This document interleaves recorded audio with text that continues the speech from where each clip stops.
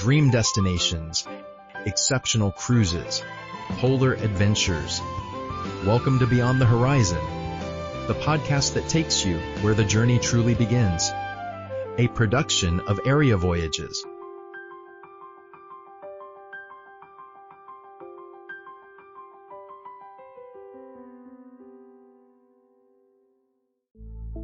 Imagine for a second, right, that you are packing for a vacation. You've got your suitcase open on the bed. Best feeling in the world. Oh, absolutely. You're thinking about the open ocean, the warm sea breeze, maybe a perfectly mixed cocktail in your hand. Yeah. But as you're folding your clothes, this creeping sense of dread starts to set in. Oh, I know exactly where this is going. Right. You are mentally bracing yourself for the actual physical experience you are about to endure. Because you're visualizing those massive chaotic buffets where you have to, literally throw an elbow just to get a pair of tongs for the scrambled eggs. Yeah, the breakfast rush. It's brutal. It really is. And you are dreading the screaming kids treating the narrow hallways outside your cabin like a 6.0 a.m. track meet. Complete nightmare. You are already exhausted by the fact that you will be forced to eat dinner at exactly, let's say, 5:30 p.m., sitting at a massive round table with 6 complete strangers you have absolutely nothing in common with. Small talk for 2 hours. Exactly. And worst of all, you know that at some point, a cruise director with a microphone is going to aggressively demand over a loudspeaker that you drop your book and join a poolside conga line. It is a very specific, almost universally recognized type of vacation trauma. It is. You're paying thousands of dollars, supposedly to relax, but instead you find yourself operating on this rigidly enforced schedule of mandatory fun and synchronized feeding times. It's essentially industrial scale leisure. Industrial scale leisure, yes, exactly. It's the traditional mass market cruise experience. And for a huge demographic of travelers, just hearing that description is enough to make them swear, I will never ever set foot on a cruise ship. Right. They just write the whole industry off. Completely. But what if someone looked at that exact demographic like the cruise haters and saw a gold mine? Which is wild to think about. Right. What if you took every single one of those traditional maritime expectations, the tropes of buffet food, the water parks, the rigid schedules, the relentless announcements, and just tossed them completely overboard? Just started from scratch. Yeah.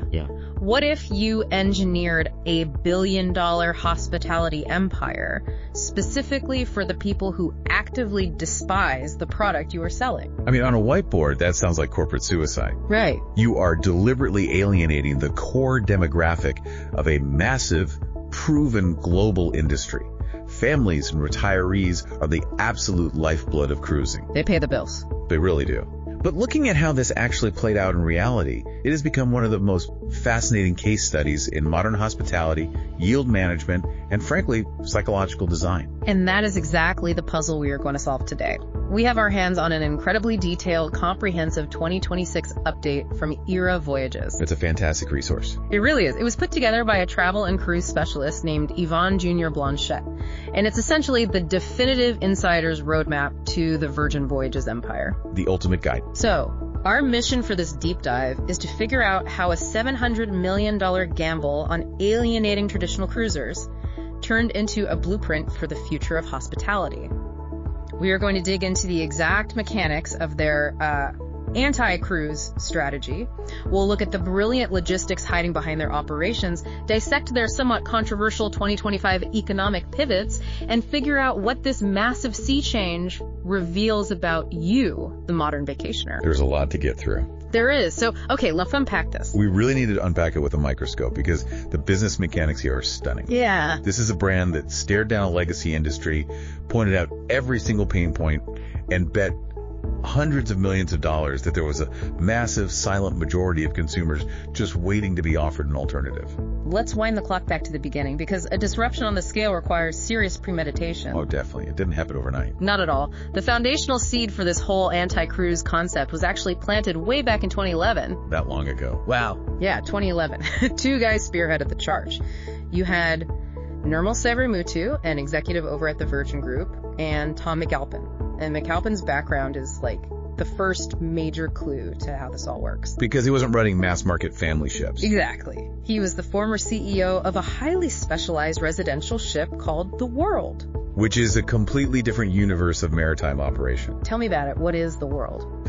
So the world is an incredibly exclusive, essentially floating city of private, multi-million-dollar condominiums. The people on that ship actually own their suites. Oh, wow. So it's literally real estate on the ocean. Exactly. Yeah. So McAlpin brings a deep, granular understanding of maritime operations, but he's viewing it entirely through the lens of extreme luxury, extreme personalization, and bespoke service. Rather than the, mass market efficiency models used by Carnival or Royal Caribbean. Right. It's a totally different mindset. Okay, so you take McAlpin's operational genius for high-end maritime living, and you combine it with Saveromotu's Virgin brand DNA. They look at the global travel landscape in 2011, and they identify this glaring, massive gap. The missing demographic. Yeah, they see a huge demographic of younger, affluent, design-conscious adults. These are people who, happily drop big money on trendy urban restaurants, who care about aesthetics, who curate their travel experiences on Instagram. But they would be caught dead on a standard cruise. Exactly. These people are completely repelled by the traditional cruise product.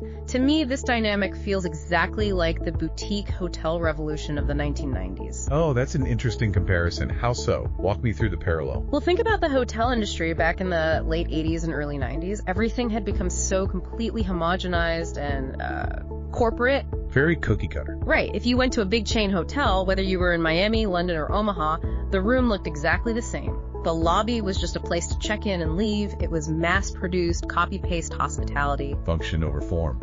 Exactly. And then suddenly, you have these independent boutique hotels pop up. Places led by people like Ian Schrager. Right, the boutique pioneers. Yeah. They were highly curated. They tapped into the local culture. They featured moody lighting, and they had lobby bars that you actually wanted to hang out in, even if you weren't staying there. It became a destination itself. Right. They injected a very adult-focused, highly designed energy into a stale industry. Virgin Voyages essentially looked at the massive cruise conglomerates and said, we need to do what the boutique hotels did to the corporate chains, but we need to figure out how to scale it on the ocean. If we connect this to the bigger picture, the sheer financial risk of that pivot is breathtaking. It's massive. Because it is one thing to open a boutique hotel on land. You can find a cool old building in a trendy neighborhood, sign a lease, renovate the interior, and see if the market responds. And if it doesn't? If it fails, you just sell the lease. Oh. But building a modern cruise ship is a capital-intensive endeavor on a completely different, almost incomprehensible scale. You're building a floating city. You are essentially building a small, self-contained, heavily regulated, floating city from scratch. And they needed a massive war chest to do it. The timeline here is fascinating. Richard Branson officially announced the venture in December of 2014. Which was originally called Virgin Cruises, right? Yes. Virgin Cruises, before they smartly pivoted the name to Virgin Voyages. But they didn't just quietly test the waters with a tiny refurbished ship. They partnered with Bain Capital as the lead investor. A heavy hitter. Oh, the heaviest. And they raised over $700 million before a single sheet of steel was ever cut. $700 million. We really need to pause and look at the business strategy behind that number. It's a staggering amount of money. It is. They raised nearly $750 million on a premise that deliberately excluded the most proven, reliable revenue stream in the history of the industry. The families. The family vacationer. The traditional cruise economic model prints money precisely because families are a captive audience. The parents are exhausted and want a break. The kids want water slides and unlimited pizza. And the family is willing to pay a premium for the convenience of not having to unpack twice. It's a guaranteed win. Virgin and Bain Capital looked at that guaranteed multi-billion-dollar revenue stream and deliberately turned their backs on it. Which means they had to find a completely different ocean to fish in. Exactly. In business strategy, there's a concept called blue ocean strategy. Oh, I've heard of this. Yeah, most companies operate in red oceans. These are existing, highly saturated markets where competitors are bloodily fighting each other, like sharks, for the exact same customers. So Carnival, Royal Caribbean, Norwegian. They're all in a red ocean fighting over the family dollar. Building bigger roller coasters to steal market share from each other. Virgin decided to sail into a blue ocean. They wanted new customers entirely. They weren't trying to steal a loyal Royal Caribbean customer. They were trying to create an entirely new category of consumer. The land-based resort lover who had never even considered a cruise before. And their core proposition to that new consumer was incredibly simple, yet totally radical for the industry. Remove the obligations of cruising and keep only the genuine escape. It's a great pitch. It is. But as you pointed out, a $700 million blue ocean strategy is really just a whiteboard fantasy until somebody actually builds the physical hardware capable of delivering on that promise. You need the ships. Exactly. So let's talk about the hardware. Let's talk about the ships that actually had to manifest this anti-establishment vibe. The Lady ships, as they're officially known. And this is where the operational strategy of Virgin Voyages becomes just as fascinating as their marketing bravado. Yeah, reading through Yvonne Blanchette's guide, there is a very specific intentional consistency to their fleet. As of 2026, they have 4 ships: the Scarlet Lady, the Valiant Lady, the Resilient Lady, and the newest addition, the Brilliant Lady. The full fleet. And what instantly jumps off the page is that all 4 of these ships are exactly the same size. Like, they didn't scale up at all. Yes, identical specifications across the entire board. Yeah. They all carry 2,770 guests. They all have a crew of 11,160, and they all measure 110,000 gross tons. And I really want to dig into this because from an outsider's perspective, this feels entirely counterintuitive to how the modern cruise industry works. It breaks all the traditional rules. Right. If you look at the major lines, the red ocean players, every single time they launch a new class of ship, it has to be bigger than the last one, right? Always. It has to have a taller water slide, an indoor roller coaster, a larger central promenade, an ice skating rink. They are locked in this perpetual arms race to outbuild their own previous records. Why did Virgin just hit copy-paste 4 times? Are they just being lazy? Not at all. It is a highly calculated move driven by 2 crucial factors: the hidden economics of shipbuilding and the psychology of spatial design. Okay, let's start with the economics. All 4 of these ships were built at the Fincantieri shipyard in Genoa, Italy. When a cruise line designs a completely new class of ship, they spend hundreds of millions of dollars just on engineering, the architectural prototyping, and the safety modeling. Before they even start building. Exactly. But when you build 4 identical hulls, your engineering costs plummet to near zero after the first one is completed. Oh, that makes sense. You aren't redesigning the complex plumbing systems, the engine room layouts, or the HVAC routing every 3 years. The shipyard already has the exact blueprints. You achieve massive economies of scale in the actual construction process. So by suppressing the urge to add a shiny new gimmick to the hull of the 2nd and 3rd ships, they save an absolute fortune in maritime engineering. Precisely. But the second reason for keeping the size identical is arguably much more important for their specific brand identity. It protects the guest experience. The vibe. Right. Yvonne's guide highlights a very specific metric: 110,000 gross tons for 2,770 guests. Yeah. Now, let's define what that actually means, because people often confuse gross tonnage with weight. Right, isn't that how heavy the ship is? No, it has nothing to do with weight. Gross tonnage is actually a measure of internal volume, specifically in closed space. Wait, really? Yeah. 1 gross ton roughly equals 100 cubic feet of enclosed space. So when we say 110,000 gross tons for 2,770 guests, we are talking about a very specific space-to-passenger ratio. So it's about how much room everyone has. Exactly. To put that in perspective, there are mass market ships out there right now that are 160,000 gross tons, but they squeeze in over 5,000 passengers. Oh, wow. So those passengers have significantly less cubic feet of breathing room per person. A lot less. Virgin's specific ratio creates an onboard atmosphere that is noticeably less crowded. You don't feel like you are shoulder to shoulder in the hallways. You aren't fighting for a deck chair. Which is a huge pain point on regular cruises. Exactly. If Virgin had surrendered to the industry trend and decided to add an extra deck to the Resilient Lady, or if they tried to squeeze an extra 500 cabins into the Brilliant Lady just to boost their profit margins, they would have completely destroyed that boutique, airy, uncrowded feeling that their entire brand premise relies upon. They would have ruined the very thing they were selling. Right. They found their optimal density for a premium adult experience, and they fiercely protected it. That makes perfect sense. The vibe requires space, and space requires a strict cap on the head count. But while the physical dimensions of these 4 siblings are identical, they do have distinct personalities and, operational deployments in the real world. They each have their own territories, so to speak. Let's walk through the timeline, starting with the founder of the fleet, the Scarlet Lady. She officially debuted in 2021. Although, looking at the maritime logs, she was actually delivered by the shipyard in February 2020, which is a sobering detail. February 2020.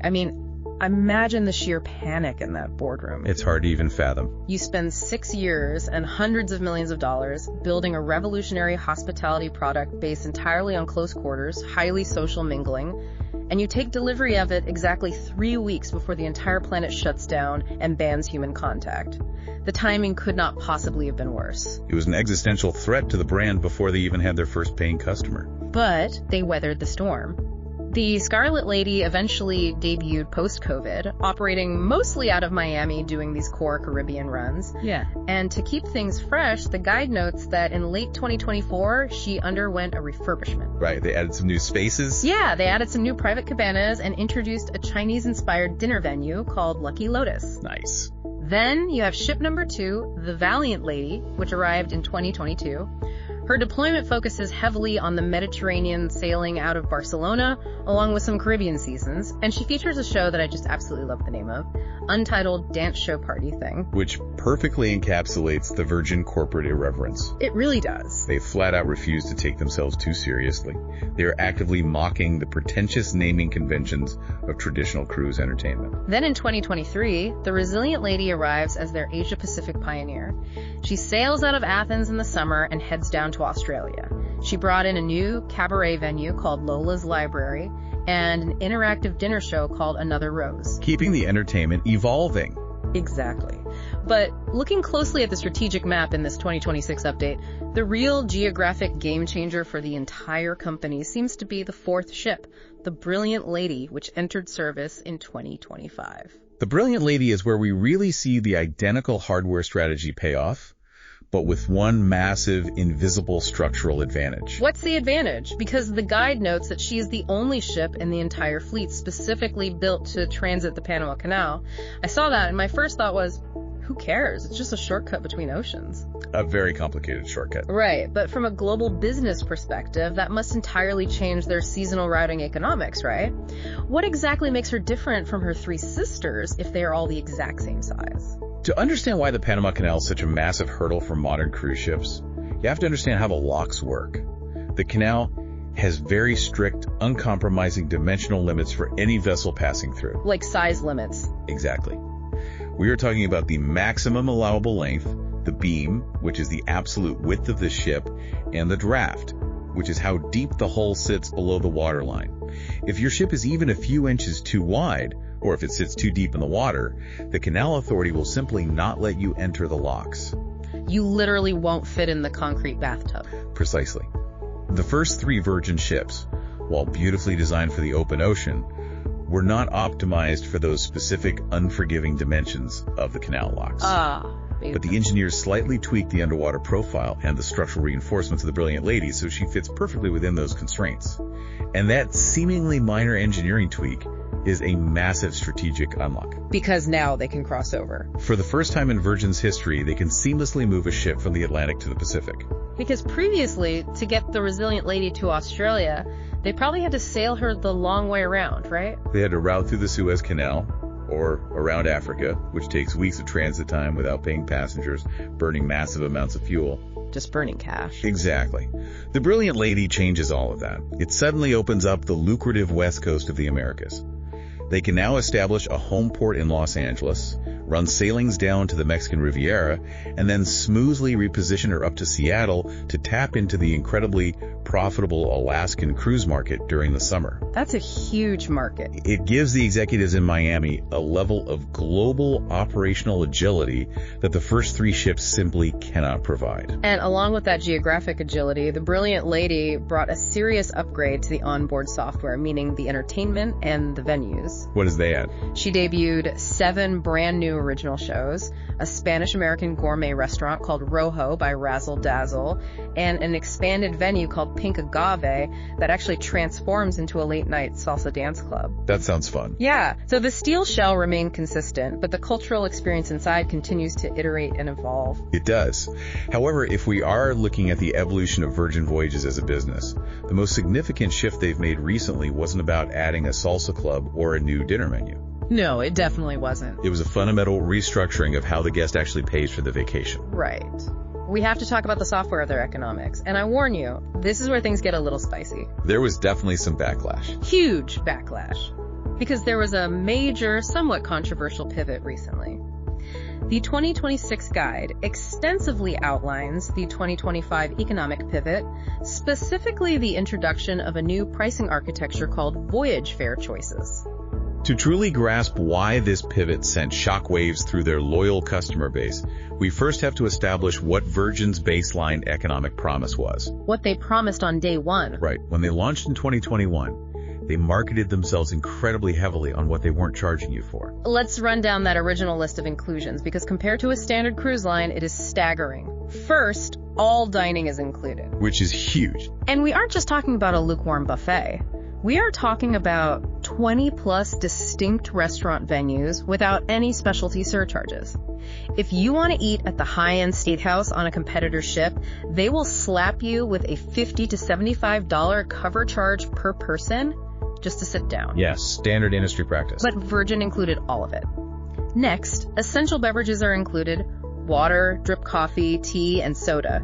Basic Wi-Fi is included, which is a massive deal because cruise ships are notorious for charging $25 a day for internet that barely loads an email. Oh, the internet fees are criminal. They really are. Group fitness classes are included rather than being a $20 upcharge per spin class, and all the entertainment is included. It was a brilliantly clean, transparent pricing model. You paid your upfront base fare, and unless you were buying alcohol, booking a shore excursion, or getting a massage, you could conceivably put your wallet in the safe on day one and never look at it again until you disembarked. Which is a great feeling. It completely removed the psychological friction of constantly feeling nickel and dimed on vacation. But then, October 2025 rolls around.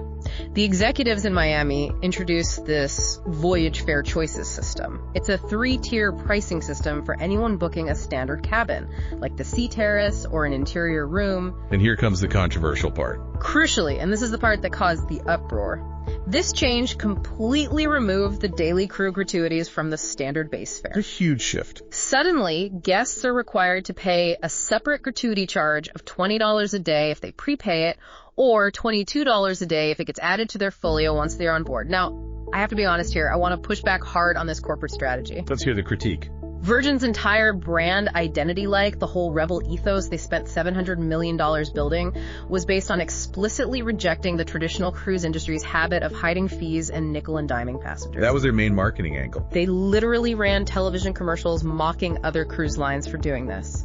So by stripping the gratuities out of the advertised base fare in 2025 and slapping them onto the customer as a mandatory daily surcharge at checkout, haven't they just slid right back into the exact same deceptive mainstream pricing model they claim to despise? It's a fair question. How is this not just blatant hypocrisy? It is a totally valid critique, and it's one that the core fan base voiced loudly. The author of our guide, Yvonne Blanchette, points out that this absolutely alters the clean, transparent framing the brand relied on since launch. It feels like a bait and switch. It unequivocally brings them closer to the mainstream pricing model. But if we want to understand why they did it, we have to look away from the marketing department and look at the macroeconomic reality of operating a global shipping business in 2025. You mean the crushing weight of inflation? Inflation, yes, but also a confluence of escalating operational costs. Supply chain logistics became drastically more expensive. The cost of sourcing high-quality food for 2,770 people a week skyrocketed. And fuel, right. Fuel costs for marine diesel are incredibly volatile. Retaining top-tier crew members in a competitive labor market requires higher wages. Running a premium, highly staffed hospitality product at sea became exponentially more expensive between their 2021 launch and the end of 2025. So the math just wasn't adding up anymore. For Virgin's accountants basically had two choices. How were the options? Option A. They could dramatically raise the upfront, advertised base fare for every single ticket to absorb those rising operational costs. But the risk there is that when a potential customer searches for a vacation on Expedia, Virgin's entry price looks so much higher than Royal Caribbean's that the customer clicks away before realizing what is actually included. It gets sticker shock. Exactly. They risk pricing themselves out of the consideration set entirely. What was option B? Option B. They could unbundle certain elements, like the gratuities, to artificially keep that advertised top-line base price looking competitive in the search engines, passing the operational cost to the back end. So they chose the optical illusion. They opted for the lower advertised base fare, knowing full well they would extract that necessary revenue via the daily gratuity charge. Essentially, yes. It is a necessary concession to the brutal realities of the travel market. However, and this is the most crucial distinction we can make about their economic pivot, while they compromised on the gratuities, they did not touch the food. The food remained untouchable. Keeping all specialty dining included remains their actual impenetrable moat against their competitors. That is their fortress. Explain that. Why is the food the fortress? Because if Virgin had succumbed to financial pressure and suddenly started charging a $50 cover charge for their steakhouse or their Korean BBQ, that would have been the death of the brand's identity. The rebellion would be over. Moving a gratuity fee to a separate line item is incredibly annoying for the consumer, yes. But destroying the egalitarian nature of their dining program would have fundamentally changed the culture of the ship. The fact that the inclusive dining survived the great 2025 price restructuring is what still definitively separates them from a brand like Celebrity Cruises. That is a phenomenal point. The gratuity shift is an annoyance, but a cover charge at the restaurant would have been a complete betrayal. Exactly. So, since that dining inclusion survived and remains their biggest competitive differentiator, I think it's time we actually look at what is on the plate. Because their culinary rebellion isn't just about the money, it's an absolute logistical marvel. It really is. It is the structural pillar of the entire Virgin Voyages experience. The guide is very blunt about their culinary philosophy. 3 rules, 0 buffets, 0 main dining rooms, no set seating. So simple, yet so disruptive. Right. And for someone who has never been on a massive cruise ship, I cannot overstate how radical it is to implement those 3 rules for a floating city carrying nearly 3,000 people. The main dining room and the massive buffet are the twin beating engines of traditional cruise ship feeding. And they exist for one singular reason: industrial efficiency. You just have to get people fed. When you have to feed 3,000 people dinner before the 8 EM theater show, you cannot operate a delicate made-to-order kitchen. You have to batch cook massive quantities of food. You sit thousands of people down simultaneously at 6:00 p.m.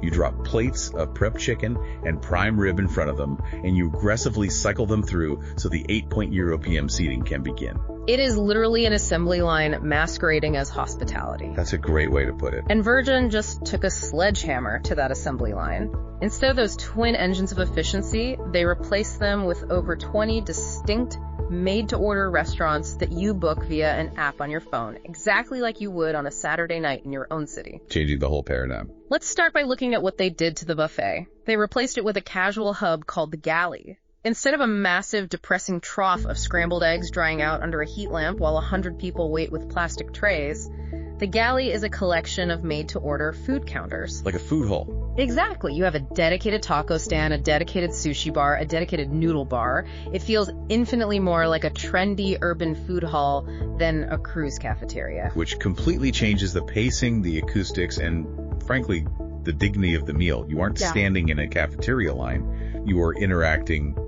with a chef making your specific order. And then you get to the actual sit-down dinner venues. Yvonne highlights a few major standouts in the guide. You have the Wake, which is situated at the back of the ship looking out over the water. This is their highly elevated American steakhouse and premium brunch spot. Sounds amazing. You have Extra Virgin, which is a deeply authentic Mediterranean spot serving handmade fresh pasta. You have Pink Agave, an upscale, moody Mexican restaurant with an incredibly serious mezcal program. And Gunbae, which is their Korean BBQ restaurant. Right.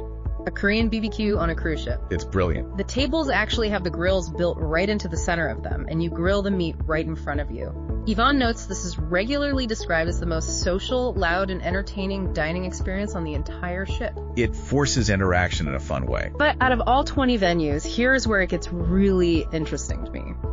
I want to spend a minute talking about a place called Razzle Dazzle. Yes, the vegetarian forward concept. Yes. Think about the sheer audacity of putting an ambitious, plant-based, vegetarian-forward restaurant front and center on a mass-market cruise ship. It's definitely a bold move. Historically, if you were a vegetarian on a cruise ship, your culinary life was miserable. You were basically eating side salads, dinner rolls, and sad, steamed vegetables for 7 days straight. It was a total afterthought. You were definitely not the priority. Right. Virgin Voyages actively built an entire highly designed aesthetic around the restaurant that proves plant-based cooking can be a headline, marquee attraction, not just a begrudging apology to dietary restrictions. I look at Razzle Dazzle and I think it reflects a massive fundamental shift in how millennials and Gen Xers actually eat in the real world. The modern diet. Yeah, we don't necessarily want to eat a heavy prime rib every single night of a vacation. Sometimes we want a really incredible, complex mushroom dish and a cold-pressed juice. It shows a very deep, precise understanding of their target demographics, shifting lifestyle and wellness habits.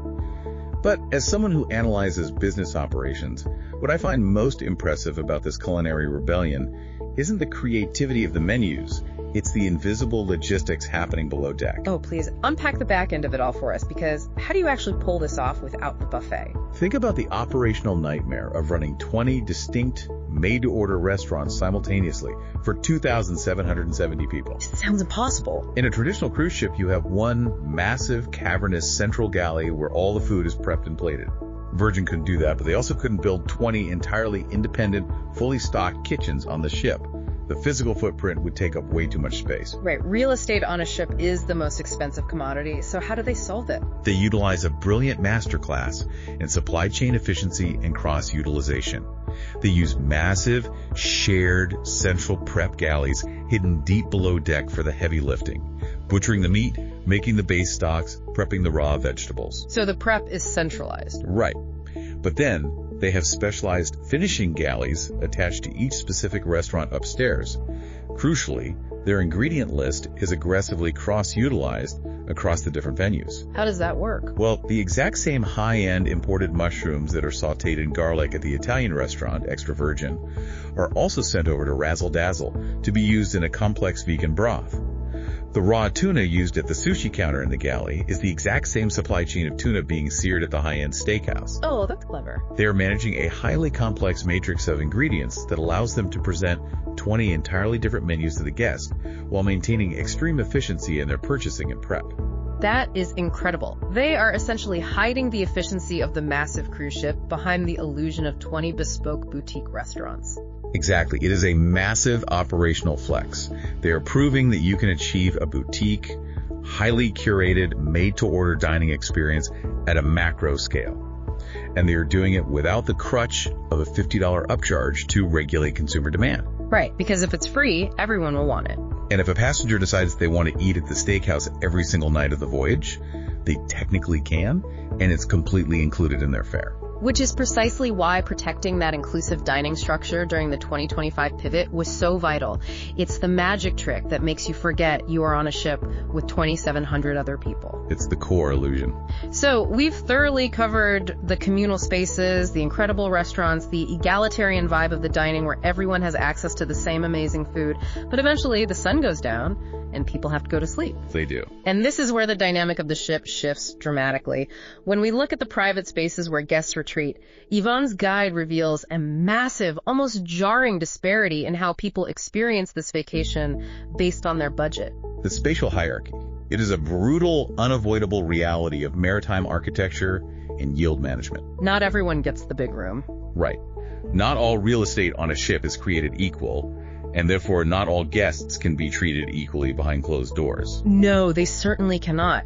The guide outlines 5 main categories of cabins, and the leap from the bottom to the top is astronomical. At the absolute entry level, you have what they call the insider. The interior rooms. Yes, this is a windowless interior cabin starting at about 105 square feet. It is highly compact, highly efficient, and it is the absolute cheapest way to get your foot on the ship and access all that amazing food we just talked about. Exactly. From there, you step up to the sea view, which gets you a porthole window and a little more breathing room at 135 square feet. And then you reach the demographic sweet spot, the bread and butter of their revenue. The Sea Terrace. This is a room ranging from 185 to 235 square feet. But the defining iconic feature of this tier is the private balcony that comes equipped with the signature built-in red hammock.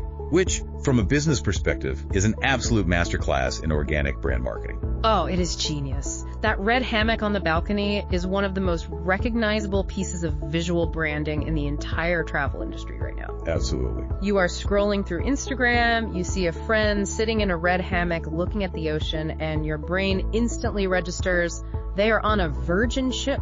You don't even need to see the logo. It's brilliant. It does the marketing for them. But once you move past the sea terrace, you cross an invisible velvet rope. You leave the standard cabins behind entirely and you enter the suites. Virgin calls them the Rockstar Quarters. These suites were conceptualized by Tom Dixon, the highly renowned British industrial designer. He brought a very moody, retro-futuristic, almost rock and roll aesthetic to the spaces. Right. And the perks that come with a Rockstar suite are serious. You aren't just getting a bigger bed. You get exclusive access to a space called Richard's Rooftop, which is a private VIP sun deck at the front of the ship with plunge pools, luxurious loungers, and dedicated bar service. The VIP treatment. Yeah, you get priority VIP boarding, so you skip the lines at the terminal. You get daily access to the thermal spa, and you get a 24-hour dedicated Rockstar agent whose sole job is to make sure your vacation is flawless. But wait, it goes even further. It always is. Above the Rockstar tier, sitting at the absolute pinnacle of the ship's hierarchy, are the Mega Rockstar Quarters. The true apex of the yield management pyramid. The absolute apex. This tier includes the gorgeous suite, the posh suite, the fab suite, and the undisputed king of them all, the massive suite. It's appropriately named. The massive suite is an astonishing 2,147 square feet. Think about that for a second. That is larger than the average single-family home in America, and it's floating on the ocean. That is just absurd scale. It features a private music room with guitars, a massive terrace with a private hot tub, an outdoor dining table, and a bottomless complimentary in-room bar. Plus, you get a daily bar tab to spend freely around the rest of the ship, premium high-speed Wi-Fi, and private transfers to the port. They pull out all the stops. So I need you to help me visualize the psychology here, because as a consumer, I am struggling with the inherent contradiction. You have a guest staying in a 105 square foot windowless interior box, and you have a billionaire staying in a 2,147 square foot mega suite, and they are both sailing on the exact same ship. Side by side. How does a brand successfully maintain this unified, cool kid, egalitarian, everyone is welcome vibe when there is such a staggering, literal class divide happening right above deck? If I'm in the interior room, doesn't seeing a VIP lounge I'm not allowed into just make me feel like a second-class citizen on my own vacation? How does that not breed total resentment? It is a phenomenal cliffet, and it probes at the very heart of modern luxury hospitality. What you were describing is known in the industry as the ship within a ship concept. Like a gated community on the boat. Exactly. Virgin certainly isn't the first to utilize it. Norwegian Cruise Line has a private complex called the Haven, and MSC Cruises has the highly exclusive Yacht Club. But Virgin executes this psychological tightrope walk with a very specific, carefully calibrated cultural flair. How do they balance it without angering the base? It comes down to how they actively market the mid-tier experience to ensure those guests never feel like an afterthought. Let's look at the hammock on the sea terrace balcony that we just discussed. Okay, the red hammock. That hammock isn't just a place to sit. It serves as a brilliant psychological pacifier. It makes the guest in the mid-tier room feel like they are experiencing the quintessential signature element of the brand. When they post that photo on Instagram, they feel like they have arrived. Because everyone wants the hammock shot. Exactly. They don't feel deprived of luxury. They feel like they are actively participating in the core Virgin aesthetic. They got the hammock, they got the great steakhouse, they are happy. Precisely. But at the exact same time, the existence of Richard's Rooftop and those massive Rockstar suites creates an aspirational velvet rope dynamic that actually benefits the entire ship's brand perception. Wait, how does it benefit everyone? Here is the counterintuitive secret of luxury branding. Even the people who cannot afford to access the VIP area want to know that it exists. The sheer presence of a 2,000 square foot mega suite elevates the cachet of the entire vessel. Oh, I see. It subconsciously signals to the passenger in the 105 square foot room, you're at a party that is so incredibly exclusive and high end, there are literal rock stars and millionaires sleeping upstairs. Wow. So the exclusivity at the top actually trickles down as brand equity for the bottom. Precisely. It fuels the luxury perception without alienating the base. And here is the crucial operational mechanism that makes it work. Unlike on traditional ships where the VIPs have their own private dining rooms to hide in, Virgin forces the class lines to blur at dinner. Because there's no VIP restaurant. Exactly. Because the food is so good across the board, the millionaire in the massive suite eventually steps out of their room and goes down to the Korean BBQ or the nightclub, mingling directly with the person from the interior cabin. That's a great point. They're ordering from the exact same menu, drinking at the exact same bar. The private inequality of the cabins actually funds the high quality of the public equality. The mega rock star is subsidizing the steak dinner for the insider. That is a fascinating economic symbiosis. The private inequality funds the public equality. Okay, so we've established the tension between the cabins. But as you said, eventually everyone steps out of their rooms. They have to mingle. Let's explore what these people actually do all day when they aren't eating vegetarian food or sleeping in a hammock. We need to look at the overall vibe and what Yvonne's guide perfectly describes as Virgin's anti-forced fun philosophy. This philosophy is where Virgin creates the most aggressive, visible distance between itself and the summer camp atmosphere of traditional cruising. Absolutely. And the most glaring, unapologetic example of this, the thing that absolutely jumps off the page in this guide, is a venue called Squid Ink. Ah, the onboard tattoo parlor. A fully functional, board-certified, permanent tattoo parlor operating at sea. When I read that, I asked myself, what does this actually mean for a hospitality brand? It's a huge statement. To me, nothing says we aren't your grandmother's cruise. Quite like offering people the chance to get permanent ink while floating in the middle of the ocean. It is such a visceral, aggressive rejection of the old, stuffy, formal maritime traditions of captain's dinners and ball gowns. What's fascinating here is the psychological signaling mechanism of that tattoo parlor. From a pure revenue standpoint, the tattoo parlor is likely a drop in the bucket compared to the casino or the bars. Yeah, they aren't making millions on tattoos. No, its value isn't in the revenue, its value is in the signaling. It is a permanent physical installation right in the middle of the ship that non-verbally communicates to every single passenger who walks by. We are edgy, we are adults, we treat you like an adult, we trust you to make permanent, mature decisions while on vacation. It sets the tone. It immediately establishes a tone of irreverent adulthood that colors the entire voyage. And that tone of irreverent adulthood carries directly over into their entertainment programming. The guide makes a very specific point that Virgin does not license traditional Broadway shows. Which is another massive departure. Right. If you sail with Royal Caribbean, you might see a 45-minute, heavily watered-down version of Cats or Mamma Mia. Virgin refused to do that. Instead, they hired cutting-edge directors to create bespoke, original, often highly interactive productions designed specifically to be performed on these ships. They made their own content. Yeah. The Brilliant Lady, for example, launched with shows like Red Hot, Out of Time, and an immersive experience called Murder in the Manor.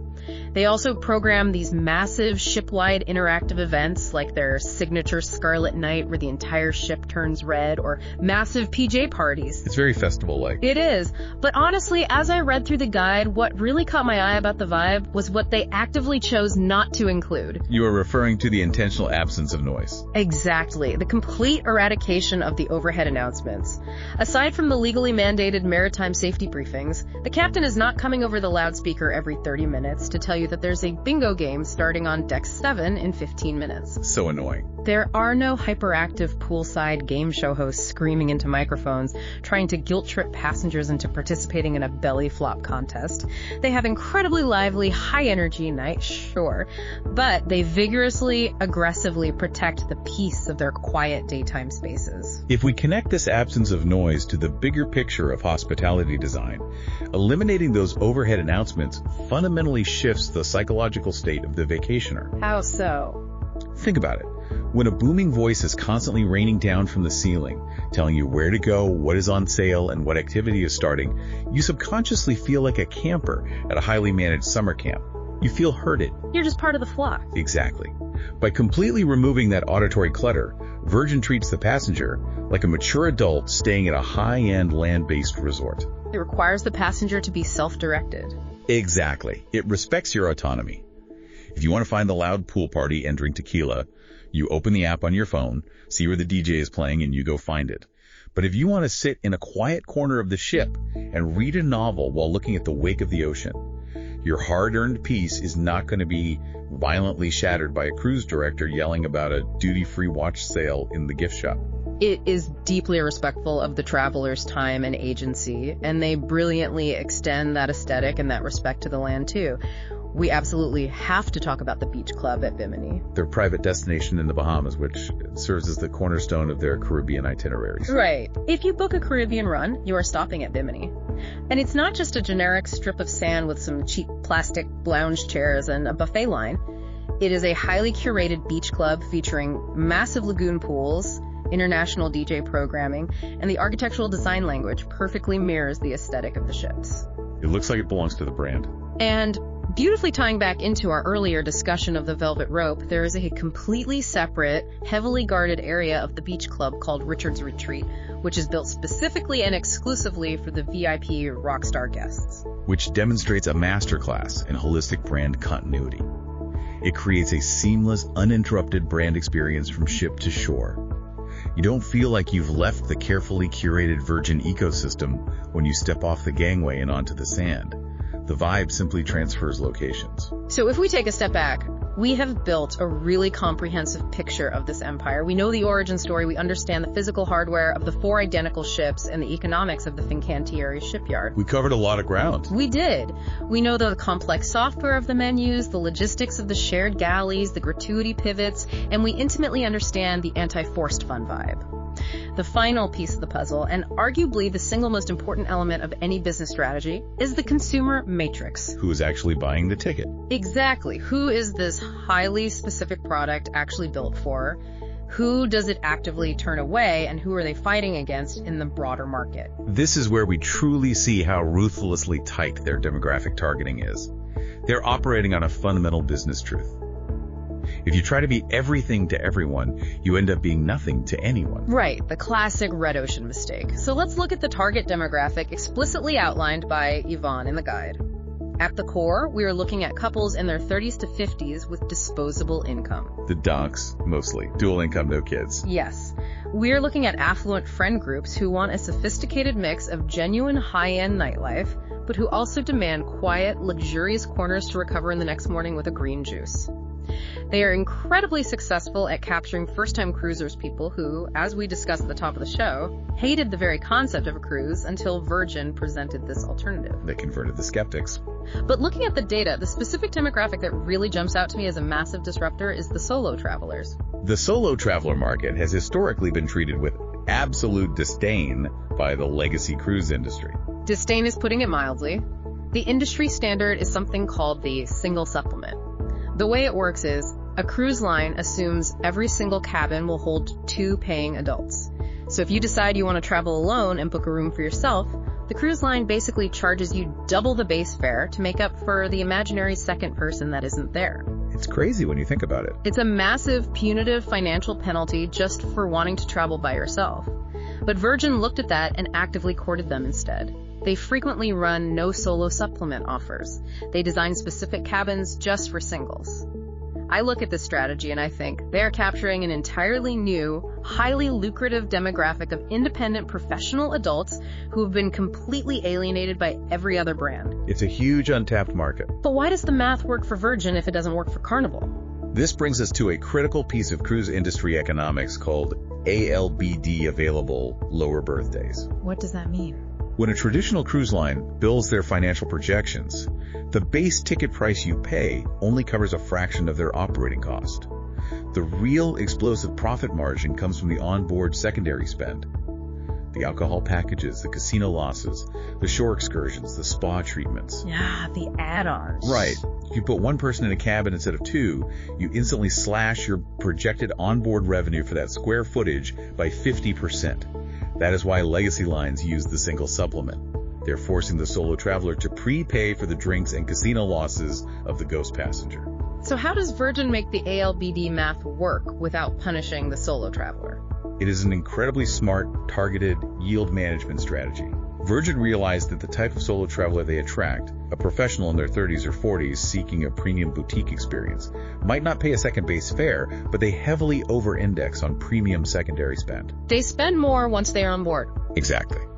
That independent traveler is highly likely to purchase the premium Wi-Fi to do a little remote work. Right. They are buying high-end craft cocktails, booking expensive deep tissue massages in the spa, and spending time in the casino. By removing the upfront barrier to entry, Virgin captures a demographic with high disposable income that more than makes up for the missing second passenger on the back end. That is brilliant. They trade the guaranteed upfront penalty for massive back-end potential. But with such specific targeting comes incredibly specific exclusion. If you are building a velvet rope, you have to be willing to turn people away. Who does the ship actively reject? The most obvious and uncompromising exclusion is children. Anyone under the age of 18 is legally barred from sailing. 0 exceptions. Not at all. No multi-generational family sailings, no special allowances for the holidays. If you are 17 years and 364 days old, you are not getting on the ship. Which instantly, magically resolves about 50% of the complaints adults have about traditional cruising. It really does. But the guide also notes they are a poor fit for a few other demographics. They are not built for people looking for ultra-small ship intimacy. They still have 2,700 people on board, and they are completely useless for polar expedition seekers. You aren't taking the Scarlet Lady to go dodge icebergs and look at penguins in Antarctica. Their identical hardware simply isn't engineered for ice-class sailing, and their software is entirely built around warm weather, outdoor socializing, and balcony hammocks. So let's map out the battlefield. If you are a premium traveler looking at Virgin Voyages, who else are you cross-shopping? Who is the competition? Yvonne lists 4 main competitors in the 2026 landscape, and the comparisons perfectly illuminate Virgin's strategy. First, you have Celebrity Cruises. They are a big player. Celebrity is highly design forward, they have beautiful ships, and they have a massive culinary partnership with the legendary chef Daniel Boulud. But, crucially, they allow kids on board, and they charge heavy specialty surcharges for their best dining venues. Celebrity is arguably their closest competitor in terms of overall modern aesthetic, but the presence of children running around the pool deck and the traditional upcharge model for dining creates a fundamentally different onboard reality. It breaks the illusion of the adult resort. Then you have Azamara. These are much smaller ships, carrying only about 686 guests. They focus heavily on intensive destination immersion, regularly staying overnight in ports so you can explore a city's nightlife on land. Very port intensive. But again, they are not strictly adults only, and their onboard vibe is much less design focused and much more traditional. Next is Oceania. They have incredible legendary culinary depth led by Jacques Pepin, and they do these massive, epic, up to 199 night world voyages. Wow. But the vibe is entirely different. It is much more formal. You are certainly not going to see a permanent tattoo parlor or a drag brunch on Oceania. Oceania explicitly appeals to a much more traditional, older, formal luxury demographic. And finally, you have Explorer Journeys. This is true. Ultra luxury. Only 922 guests, massive suites, thermal spas included, incredible dining, but they operate at a fundamentally different, astronomically higher price point. What's fascinating here is how clearly Virgin's blue ocean positioning emerges when you lay out that competitive matrix. They sit in a very specific, fiercely defended, highly profitable niche. They really do. They aren't trying to beat Azamara at destination immersion. Virgin ships are designed to be the destination, spending plenty of time at sea. They aren't trying to beat Explora at ultra-luxury white glove butler service.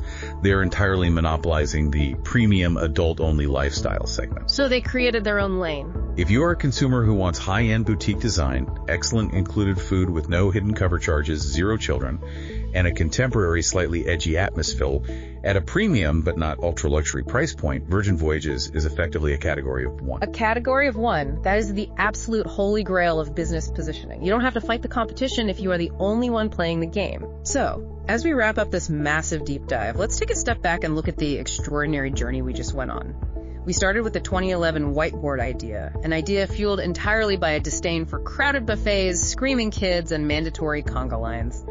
We saw Bain Capital throw $700 million at the crazy belief that a massive anti-cruise market was silently waiting to be tapped. A huge leap of faith. We explored the operational genius of building 4 identical 110,000-ton ships to achieve massive economies of scale. We peeked behind the curtain of the shared galleys that allowed them to run 20 made-to-order restaurants simultaneously.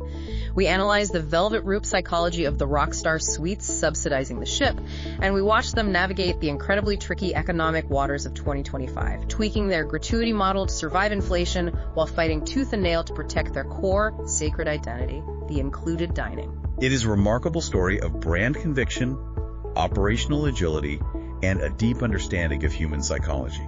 It really is. Yeah. And for you, listening right now, whether you are currently pulling up a browser tab to book a hammock on the Brilliant Lady to sail out of Los Angeles, or you are just someone who loves observing how brilliant businesses operate, Virgin Voyages is proof of a massive concept. Definitely. They prove that sometimes the absolute best way to conquer an established, rigid, multi-billion-dollar legacy market isn't to try and play their game slightly better.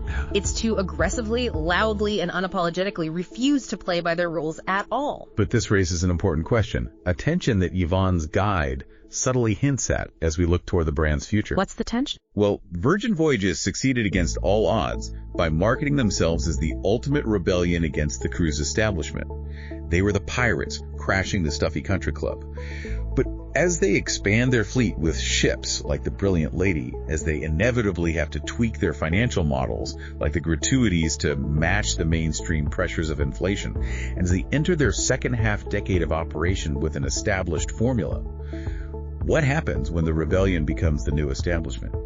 Can you genuinely remain the cool, disruptive, edgy outsider when your success suddenly makes you the industry standard that everyone else is trying to copy? That is the million-dollar question, or I guess in Bain Capital's case, the $700 million question. Yeah, exactly. And on that note, we are going to leave you to mull over the future of travel and whether a rebel can stay a rebel once they sit on the throne. Thank you so much for joining us on this deep dive. Next time you pack a bag for a vacation, remember, you don't ever have to settle for the conga line. We'll see you next time. You've been listening to Beyond the Horizon, the podcast by Area Voyages. The full article for this episode is available at www.areavoyages.com. Remember to like, share the podcast, and leave a review to help promote our work. Subscribe to the channel so you don't miss anything. Until next time, safe travels.